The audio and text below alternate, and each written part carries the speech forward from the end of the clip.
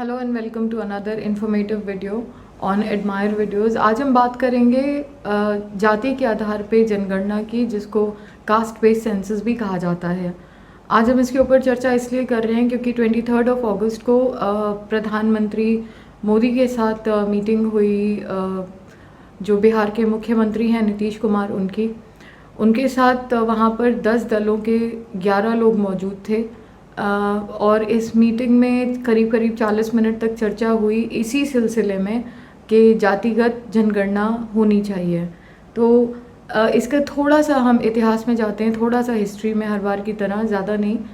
तो 1881 में इंडिया में पहली बार जनगणना हुई थी और 1931 तक के जाति के आधार पर जनगणना हुई। उसके बाद 1941 में जनगणना फिर से शुरू हुई थी, जिसमें कि जाति के आधार पे जनगणना नहीं होती थी। हाँ, उसमें SC ST को काउंट किया जाता था और आंकड़े धर्म के भी होते थे, लेकिन जातियों के आधार पे जनगणना नहीं होती थी। 23 अगस्त को ये मीटिंग इसलिए हुई क्योंकि 4 अगस्त को नीतीश कुमार जी, जो कि मुख्यमंत्री हैं बिहार के, उन्होंने एक चिट्ठी लिखी थी प्रधानमंत्री जी को इसी सिलसिले में बात करने के लिए, क्योंकि जब मॉनसून सत्र शुरू हुआ था संसद का 19 जुलाई को, तो उसके बाद ही 20 जुलाई को जो हमारे गृह राज्य मंत्री हैं केंद्र के, नित्यानंद राय, उन्होंने ये जानकारी दी थी कि जनगणना शुरू होने वाली है, लेकिन इस जनगणना में कास्ट बेस्ड सेंसस नहीं होगा, यानी कि जाति के आधार पर जनगणना नहीं होगी। तो इसीलिए उन्होंने चिट्ठी लिखी 4 अगस्त को और 23 अगस्त को इसके बारे में मीटिंग हुई। तो इस मीटिंग के बाद बिहार के मुख्यमंत्री नीतीश कुमार ने क्या कहा, ये हम देख लेते हैं। जाति आधारित जनगणना के बारे में जो सब लोगों का एक मत है, हम सब लोगों का, पूरे बिहार के, हम लोगों ने सब तरह की बात की है। Schedule caste, schedule tribe, OBC, EBC, minorities, हर तरह की बात हम लोगों ने पूरी बात रखी, बैकवर्ड, सब की तरह की बात। ये जो हमने बयान सुना नीतीश कुमार जी का, उन्होंने बाहर आने के बाद ये भी बोला कि प्रधानमंत्री जी से जो वार्तालाप हुई वो उन्होंने बहुत ध्यान से उनकी बातें सुनी, लेकिन उन्होंने ना भी नहीं कहा। इस मीटिंग में तेजस्वी यादव भी मौजूद थे और तेजस्वी यादव का भी इसके बाद प्रेस कॉन्फ्रेंस में जो इंटरव्यू लिया गया, उन्होंने भी इसके ऊपर टिप्पणी करी। एक बार हम वो भी सुनते हैं। जो देश के गरीब हैं, जो अंतिम पैदान पे खड़ा जो व्यक्ति है, उन सबको लाभ इसका मिलेगा। अब तक आपको नहीं पता है कि भाई मंडल कमीशन से पहले पता ही नहीं था कि कितनी जातियां हैं। मंडल कमीशन हुआ, उसके बाद पता चला देश में जो हजारों जातियां। और इसमें एक बात समझने की जरूरत है, जब जानवरों की गिनती होती है, पेड़ पौधों की गिनती होती है, तो इंसानों की भी होनी चाहिए। तेजस्वी यादव ने यह भी बोला कि ये कल्याणकारी होगा गरीबी हटाने के लिए। अगर जातिगत जनगणना होती है, तो जाति के आधार पर अगर जनगणना होती है तो ये कल्याणकारी रहेगा गरीबी हटाने के लिए। और उन्होंने ये भी कहा साथ में कि जब 1931 तक ये जनगणना होती थी, तो अब क्यों नहीं हो सकती। इस पे केंद्र सरकार की जो सोच है वो ये है कि केंद्र सरकार ने ये कहा है कि फ़िलहाल इसके ऊपर कोई भी प्रपोज़ल नहीं दिया गया है, लेकिन साथ ही साथ सुशील मोदी ने ट्वीट किया है कि, और उन्होंने कहा कि BJP कभी भी जातीय जनगणना के विरोध में नहीं है।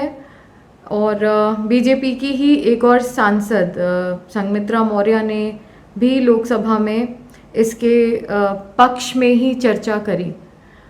तो इससे कहीं ना कहीं ये समझ में आता है कि यानी पक्ष और विपक्ष दोनों ही का एक ही जैसा रवैया है इस जनगणना के बारे में। अब हमारा यहाँ पे सबसे बड़ा सवाल ये है कि ये जो देश में जाति के आधार पे जनगणना हो रही है, इसकी ज़रूरत क्या है।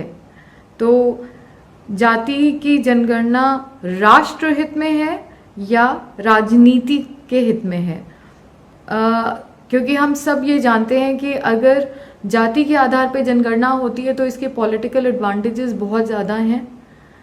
और यहाँ पे कुछ क्वेश्चंस भी खड़े होते हैं कि हम न्यू इंडिया की तरफ जा रहे हैं और अभी भी हम जातियों में फंसे हुए हैं, क्या हम जातियों से कभी निकल नहीं पाएंगे।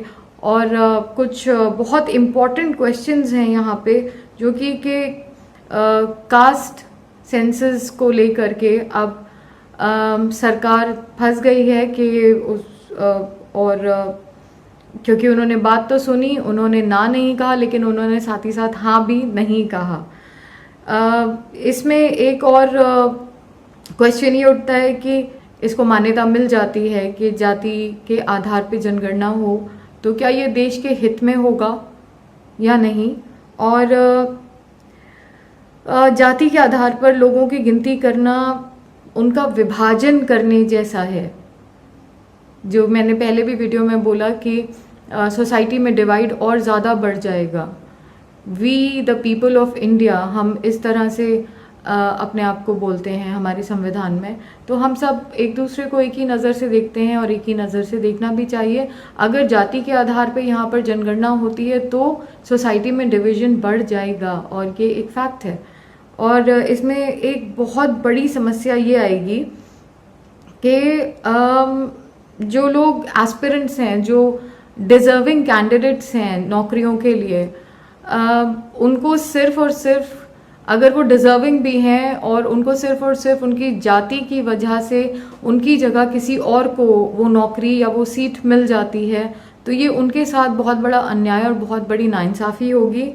और साथ ही साथ एक कोट है जिसमें ये कहा गया है कि जिसकी जितनी संख्या भारी उसकी उतनी हिस्सेदारी, यानी कि इसका वोट बैंक पर भी बहुत ज़्यादा असर पड़ेगा। तो जाते जाते बस इतना कहना चाहूँगी कि ये डिस्कॉर्ड में आ चुका है। तो न्यू इंडिया में जो